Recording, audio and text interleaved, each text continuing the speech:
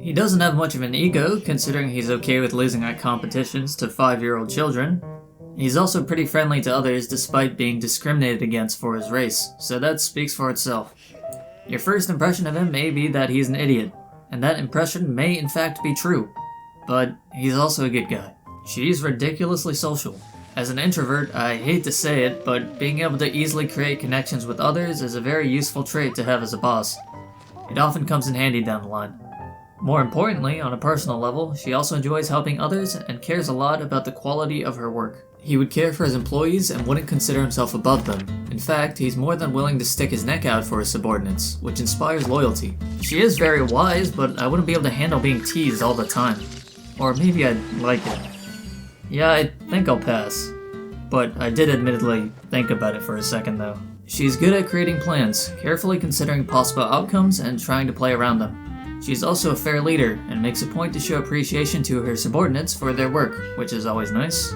She is extremely disciplined, and that inspires discipline among her subordinates as well. She's very committed to her beliefs, but she isn't blind to evidence that's contrary to those beliefs when she sees it. As a leader, she's strict but reasonable. If he was my boss, I wouldn't feel threatened around him, because he's a super chill person who isn't obsessed with either reputation or money.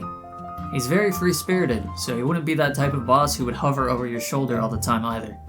I appreciate that. I'd be fine with A because I respect how committed she is to her values. She also seems like a pretty introspective person. I think people who are introspective have a greater capacity to change themselves for the better, so I consider that a good quality in a leader. I don't want a boss who blindly follows things without thinking for themselves.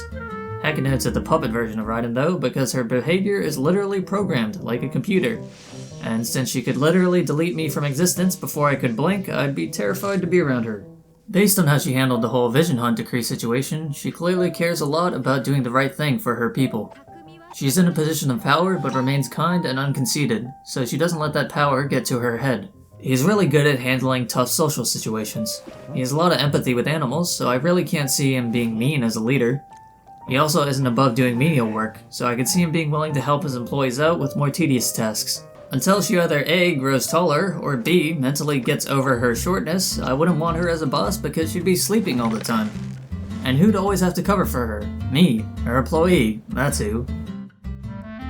I've unfortunately never played Horizon Zero Dawn, although I should, so I can't say I'm super familiar with her character, but she seems calm, experienced, and reliable. I actually think he'd be a decent boss most of the time, but he also has a crazy and unstable side to him, so I'd want to be very far away when that side comes out.